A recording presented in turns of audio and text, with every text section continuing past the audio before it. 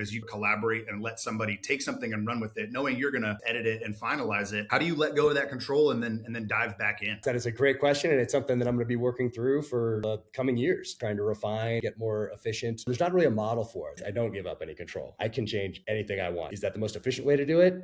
Probably not. It's probably easier to slap your name on something and get it out there and spend a week going through it. That I'm going to spend 6 or 7 months making this the best product it can possibly be. So I don't know. I'm going to answer your question, but we have a great fourth option. It's the best I could possibly do. Got my full effort, my full energy effort, all my heart and soul. That's the answer. I have not figured it out yet. It's a work in progress.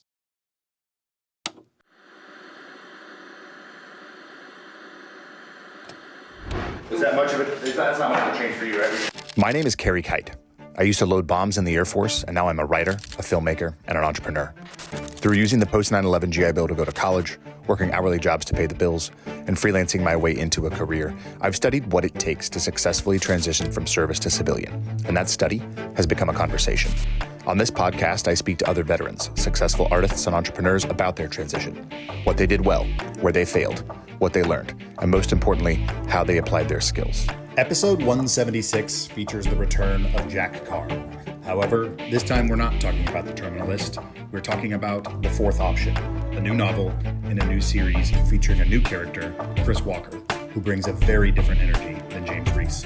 Part warfighter, part searcher, part philosopher, and very much his own man. Well, this is Veteran Made. Our merch store is live at store.veteranmadeproductions.com. Grab hats, t-shirts, and hoodies in both performance and tri-blend cotton fabrics. Use code VM-5OFF for 5% off your purchase. Veteran Made is also sponsored by GoPills, a military-grade nootropic that contributes to brain health over time. Use code VM15 at checkout for 15% off. I get my collagen protein from Bub's Naturals, where you can use code VETERANMADE, all one word, at checkout for 20% off your order. We're also proud to partner with True Made Foods, which makes condiments free from added sugar and sweetened with real foods. Use code VET at checkout for 15% off. We love socks in this house. I get my wife new socks every Christmas. More importantly, we love American grown and made socks. Use code VETERANMADE15 at rucksocks.com for 15% off. And lastly, I end my day with Rack Out from Bravo Actual to maintain quality sleep, resulting in a well-rested body and mind. Use code VETERANMADE with a space between the words at checkout for 15% off your order. Enjoy the episode. Good afternoon from the great state of Ohio. Good morning from the great state of Utah. Jack Carr, welcome back to Veteran Made. What's happening? Thanks for having me. Yeah, man, absolutely. I'm stoked. I was stoked for this book. I love it. Super excited to see that something a little bit different was coming out, but still has your flavor. So I'm excited to dive in and chat about The Fourth Option with you. Yeah, but thanks. Did you get the galley copy or did you get the PDF? Because the galley copy, I tell David not to send him out, but I know he sneaks them out there because this is still a rough draft. So I never send mine out anymore. I did for maybe the first book and maybe the second book, I think. But then I'm like, why am I sending a product that's not the best out to people? And so I tell them, like, you sent one of these, make sure you let them know, whoever you sent these to, that they need to read the PDF, the final version. Because I'm making it down to the last second. I got the PDF. I read the PDF on the iPad. So while I will get a hardcover so that I can hold it and reread that one, I did read the PDF on the iPad. So we're up to speed, as they say. Awesome. Yeah, I'm curious. People, I think like the first initial reviews have been great. You never know, even with the books that have characters that people know and like already and have expectations. And so the James Reece Terminalist series, people have liked each one, and I think I've gotten better with each one. And then to do something new like this, but with a character that had the similar background, because I still wanted that authenticity in there. I still wanted to reach back, like, remember what it was like to be in an ambush. Remember what it was like to be a sniper. Remember what it was like to do these things. Remember what it was like to deal with the bureaucracy and warfare. Remember what it was like to adapt to an enemy that was adapting to us. That sort of a thing. I still wanted to bring that real personal side to it. And in the future, I have some ideas for characters that don't have that kind of background. But for this first one outside the James Reece Terminalist universe, I still felt it was important to do that, but really differentiate the character from James Reece. And for me, that's not hard to think of because everybody that I knew in the military is different. everybody in the SEAL teams is different. And so because that's my specific experience, and all that different background that we had from growing up in, whether it's in the Appalachian Mountains or in the Pacific Northwest or in Maine or in Florida or in Ohio, wherever that was, you're bringing that background to the problem set, in this case in Iraq and Afghanistan during my time. But so for me, it's not strange to think of someone that was in the SEAL teams and the CIA as being different from another person who was also in the SEAL teams and in the CIA. But to a reader from the outside looking in, that's a very similar thing for a character to have in common. So for me, it wasn't difficult to create a new character that was different. I just wanted him to be different enough so that the reader would also be able to differentiate. So hence the background in the philosophy and not having a family and all those sorts of things that differentiates him from James Reece.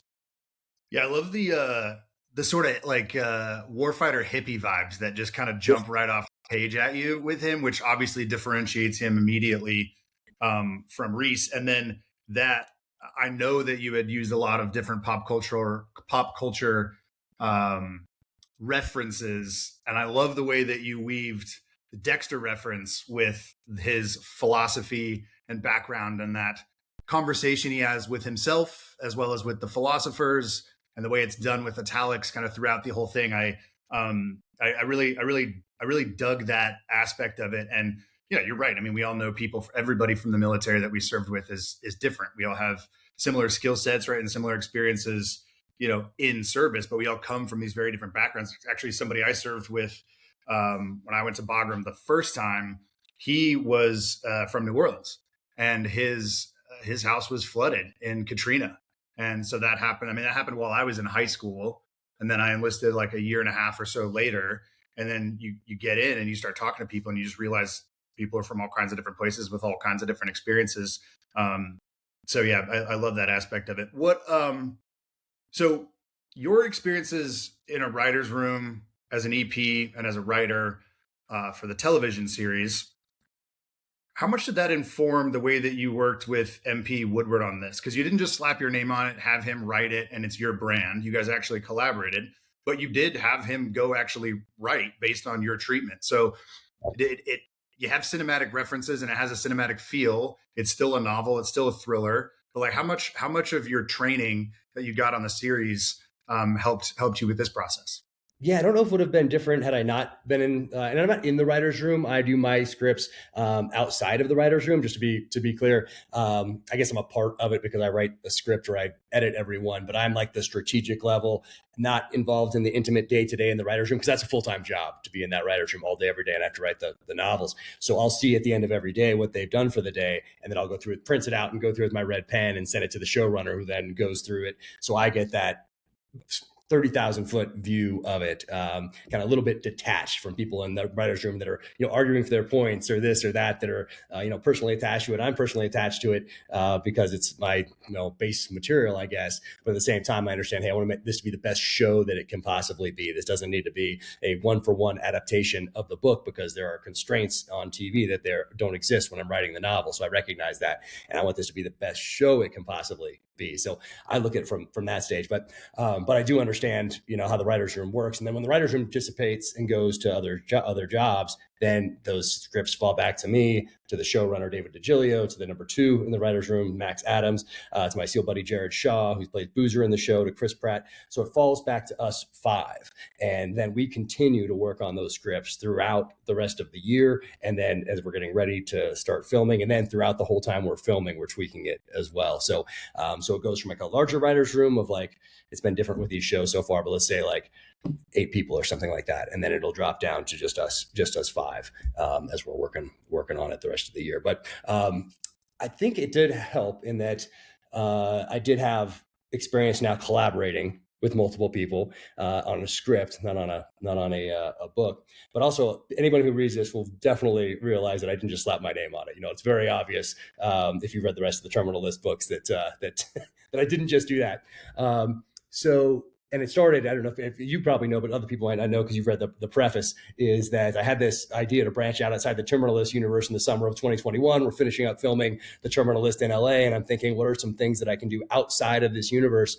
And I thought through through this. And this was one of the ideas that I had when I first wrote all these ideas down on the kitchen table. I had like a 1-page executive summary or a couple paragraphs in some cases for different ideas. And it was very clear to me that I needed to start with the Terminalist. Like that was the one.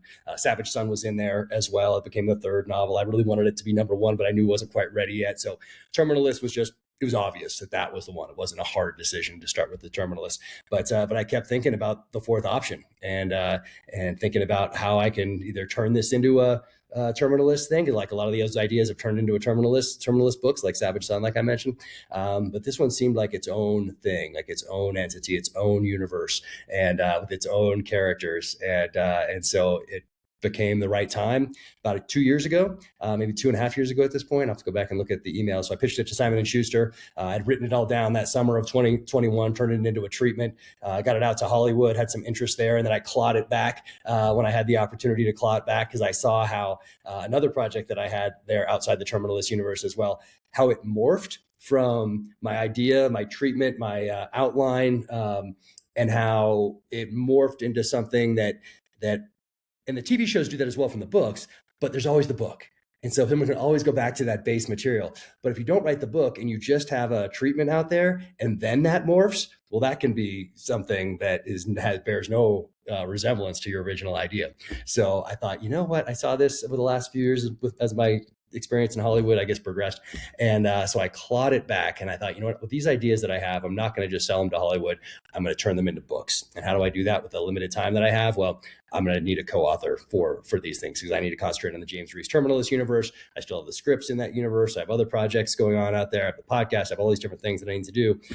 So I think a co-author would be the right move here. But then it became finding the right co-author. So that took a long time. So this book is probably a year behind where it should have been, because it just took me a long time to find a co-author. And that was MP Woodward, Naval Intelligence Officer, awesome guy. I read a book of his called The Handler, and reached out to him, asked him if he wanted to partner up on this. And he did. So I sent him that treatment, and which was like a 40-page PowerPoint. And then it was a Word document as well. And then he went through that, and then we discussed it, and then we built an outline together back and forth on Zoom. And then he took a couple months and then wrote a rough draft. And then I got that in August. And then I worked on that from August through, really my last edits were not that long ago, were a month ago. So it was a good 6 months of working on that rough draft and turning it into what it is today. So it was a great collaboration. It was awesome. So great working with him. He's a fantastic guy.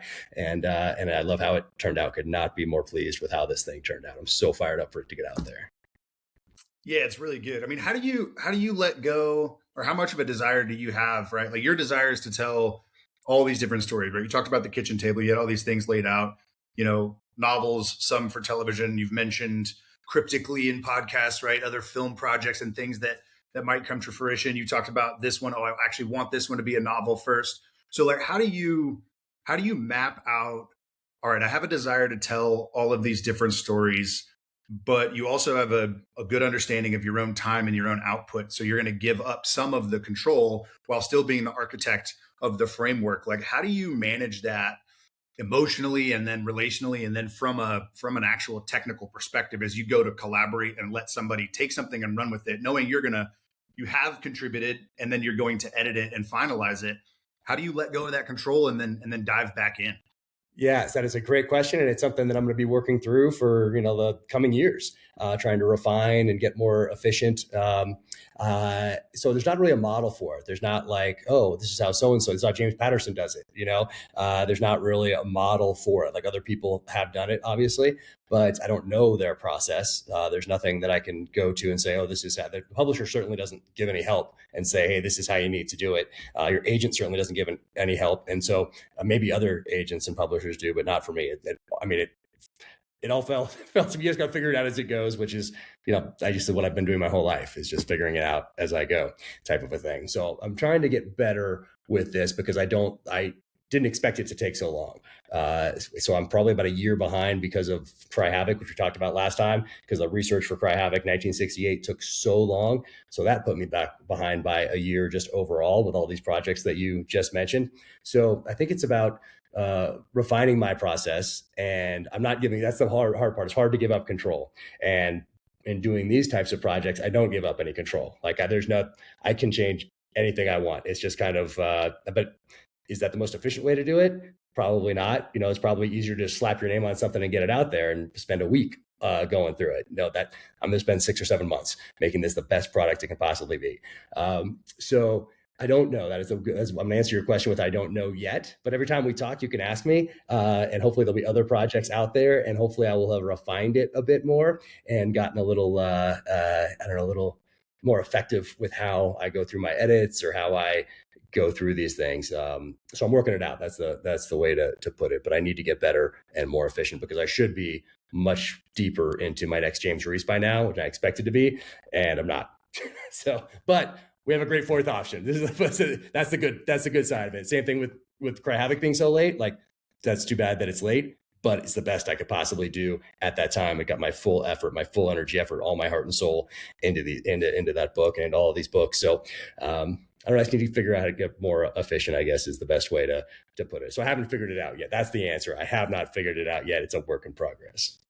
Yeah, it's like when you stand in front of a board back in your enlisted days, right? And they ask you a question, you say, "Sir, I don't know the answer, but I will find out and I will get back to you." Right. Yeah. But I mean, it's a good problem to have, right? I mean, you have the Jack Carniverse out there, right? Television, you've got the books, you're going back with Tom Reece. And so each time we talk, right, you say, I should be farther along than I am. But you always say it with it. There's always a sparkle and a smile, right? It's not like you're too frustrated with yourself, right? Like, these are great problems to have this output going across a wide net of all of these different projects that you're working on and all the different media, I think, which is obviously really just fun as a consumer of it all. But you've also followed the path, right? Like you said, when you were younger, you read books, you wanted to go serve as a SEAL, and then you wanted to write thrillers, and then, you wanted to do co-written nonfiction, and then you wanted to do co-written thrillers like Clancy did and some of the others, and then you wanted to branch out into television and film, and you've sort of done these things. I mean, not very many people actually sit down and map it out and then just follow the map, right? And like actually just do the work that's right in front of them that kind of leads to the next thing. Yeah, I guess I don't know that. Like, I know what I wanted to do, and I've done what I wanted to do, and now it's just about getting better. Like, I did all those things. I feel so fortunate that I got to do all the things I wanted to do in life, and now it's just doing them better each time for a readership and viewership that trust me. And so my kind of pact with them is that I'm going to continue to improve. I'm going to continue to get better with each and every outing. That's what I owe that readership that's trusting me with their time that they're never going to get back. So I knew that path, but I didn't know the mechanics behind it. I mean, obviously I was reading, so I was already doing that. Luckily, I was already doing that, because going back and doing that now at this age with all the responsibilities one has with a career in the military or employment, let's say, across the board, no matter what you're doing, with a family, all those responsibilities that come along with owning a house or a car or whatever else that you have to do to live and be a good provider for that family, be a good husband and father. But guess what? When you're 9, 10, 11, 12, I didn't have those responsibilities. So I could read, and I didn't have the distraction of the phone with social media and everything else. And the Atari 2600, you could only play for like 30 minutes. You couldn't play for days on end. So I was very fortunate that I grew up in that time frame where I gave myself that education. When I didn't look at it as giving myself an education. I was just enjoying the magic in those pages. And there's something about what imprints on you, I think, between 8 and 18 or age 10 and 20, whatever that is. And whatever you do during those years, I think are so formative for you, because your brain is expanding and growing and morphing and all the rest of it. So what you imprint during those years, I think, is extremely important. And for me, it was all those books, and it was popular culture, television, and film. So I was giving myself that education as I went, but there wasn't the mechanics behind it. Like, okay, when you do your co-written thriller, 7 years into your time in publishing, then this is how you do it. There's none of those mechanics are there. I don't know those mechanics. So I'm figuring that part out as I go. But there's freedom there too, right? Like you described it, the publisher didn't say, okay, here's the model, here's the framework for how you do a co-written thriller. I mean, there's freedom there to say, like, okay, let me find the best co-author that I can find, get to know that dude, and then work with him the best way that I can work with him. Text, email, Zoom, talk. All right, now you go do this, then I'll do this, and I'm here to chat, and then I'll edit, and then I'll finalize and we'll work together. And then, it's easy to be, obviously there can be too much freedom, right? But it is nice to have some of the lack of constraints there, where you can just say, hey, if I built a brand, I know what I'm doing, so let's just do the work and see what happens. It actually is much nicer that way. And I never get any advice from my publisher or agent on, hey, what is your next James Reece? Oh, you're thinking about doing that? How about this? We think this would be better for you. And then you have to go spend all this time thinking about political capital and where you draw your line in the sand. And there's none of that. There's no negotiations. There's no advice whatsoever. So I like that. I really like that. And like, I think I've told you this before, that I didn't know stepping into it if that's how it would be, because my only kind of view of publishing and agents came from popular culture. So it came from Californication and what's that other one with Ari? Entourage. So, that's my only view of agents in that world, comes from popular culture, and that's not how it is when it comes to me and management and all that stuff. There's no guidance, zero, and I actually like that. But I didn't know stepping into it. I kind of thought, oh, maybe they're going to say, hey, we're going to give you some advice. Hey, we think this would be good for you to do next. I'm like, I go, oh, okay, but that's not how it is at all. There's been zero advice along the way, so there's great freedom there, and there's no one to blame. That's what I like the best, is that I can't say, this book didn't work. I knew I shouldn't have listened to my agent. I knew and then you build up that resentment, animosity. There's nothing. So if anything doesn't work, that is 100% on me and me alone. Yeah, that the discipline of that responsibility, I think probably drives that desire, right, to get better each time and to look at it that way, right? Say, okay, here's where this was successful. Here's where I feel like maybe it fell short, and I can just continue to get better as I chunk each novel out. I mean, it seems to be consistent. I mean, Atria, I've now interviewed a handful of the authors over there, and everybody says the same thing, right? It's like, oh, I wrote this book, and I wrote this book the way that I wanted to write this book, and they're putting it out, and that's wonderful. And everybody kind of says that about their publisher, their agent, right? But I think you guys really mean it when you're talking about them over there, because that's the vibe I get sitting on this side of it. Yeah, it's interesting. Some authors I know, like, they don't choose their titles, and I've chosen every single one of my titles. I think titles are so important. Some authors don't like to, some think they're not good at it, that sort of a thing. I've chosen every single one of these titles. I've come up with them. And maybe it'll change at some point. Maybe I'll be like, oh, I'm really stuck on this. I really don't know. And I have a couple of them has changed as I've gone, but I've at least started with a title, had a working title, and like halfway through or something, and then I've changed it. But I always like to start with that title, that theme, that one-page executive summary, that letter to myself, where I ask myself, hey, is this worth the next year and a half of my life? And if someone were to read this in the back of a paperback they pull off out of Hudson News on the way to their plane, would it be exciting enough for them to want to spend time in these pages? And then I turn that into the outline and then into the narrative. So that's what I've done thus far. And everybody has a different process, and some authors leave it up to their editor or an assistant or somebody else who reads it at the publishing house to give them a recommendation on a title. And I haven't done that yet. Well, not to say I would never do it, but I haven't had to as of yet. But I really think titles for me are important. Yeah, I mean, you have great titles for all of these, and I think they're always very thematic, right? You've talked about your process where you have a one word theme or a one sentence theme, right? And it's all kind of downstream of that. And yeah, I mean, every artist, whether it's novelists or screenwriters or directors or painters or whatever, like, we all have the thing that we gravitate towards that kind of helps us spark what it is that's going to come next.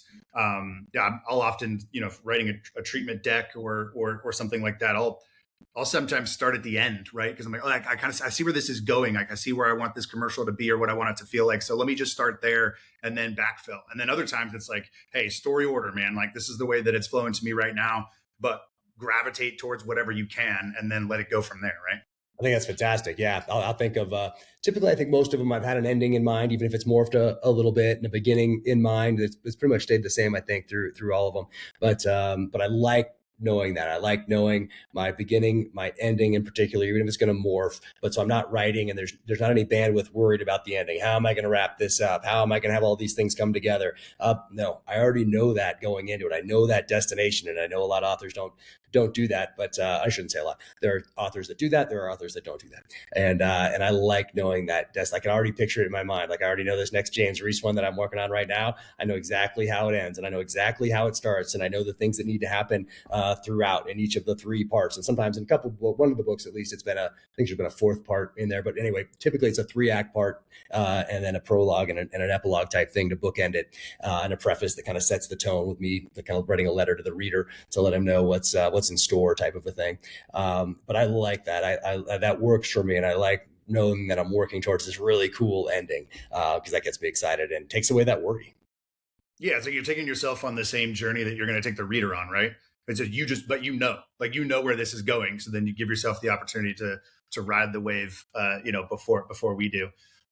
You tackled a couple of pretty serious things in this book through story form, which was great. The withdrawal from Afghanistan, and then suicide, right? Which is obviously, unfortunately, very prevalent in society at large, and then particularly for our community. But you didn't shy away from either one of those, and you just told the story head on. Yeah. I've been hesitant to do. I know I did a little bit in the Terminal List because I wanted the character there, really to have nothing left to lose, and he was actually dying. So it's not the case in this book, and I didn't want it to be trite. I didn't want it to be kind of in all the books I try to avoid that. Meaning, I don't want it to be something that someone's seen on television or seen in the movies or seen in other books. And it's just because they've seen it in popular culture, they assume that's how military life is for all veterans, type of a thing. Because that's an easy trope for authors that aren't in the military and don't have that touch point to fall into, I think. And there's nothing, that's just their experience with the military is television, is movies, is other books by people who didn't live that life. And that's fine. You can write great books that way. But I didn't want to fall into that trope as well. I wanted my experience to be in there, my experience with my friends and my teammates to be in there, or my view of their experience, I guess is a better way to put it, to make it real and authentic and feel true, because it is true. It's coming from a real place. And that's going to be, I don't know. I don't think I could ever get away from doing that.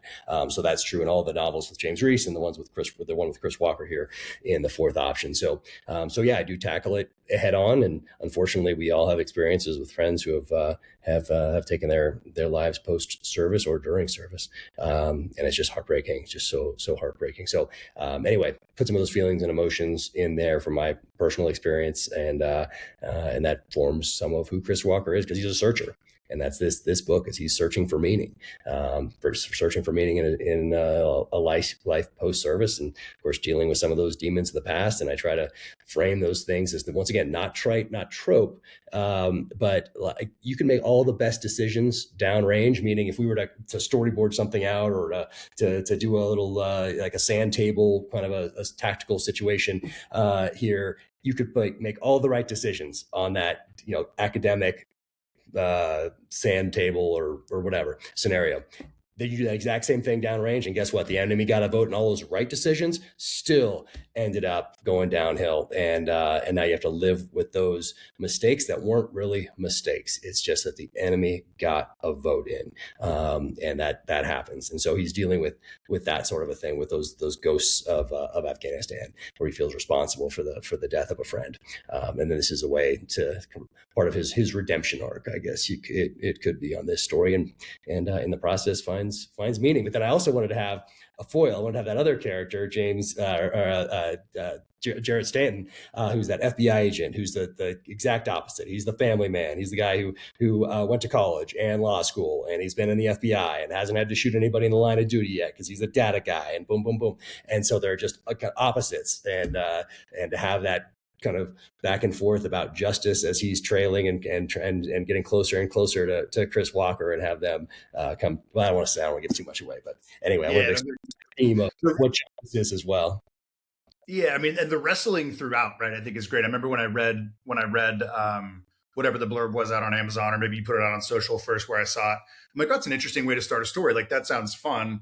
I kind of wonder how he's going to do it. And then you start the story that way, and then he continues to wrestle with the thoughts and with the feelings and with the philosophies. And there's that scene early, where he's driving in silence and just role playing in his mind, competing philosophies. And it feels a little bit detached. But then as you start to read the rest of the novel, and you see those italics, right, that you use stylistically, you realize that, oh, he's not.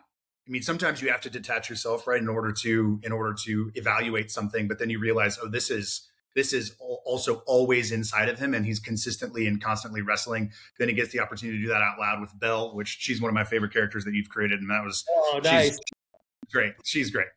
Thank you. Yeah, different. I'm like, I can't have another journalist in there. I mean, I like journalists. I love doing that, but I can't do that. And so trying to think through like another character that can, can contribute to and add value to the plot, and not just be someone to rescue type of a thing. So yeah, she's a really fun character.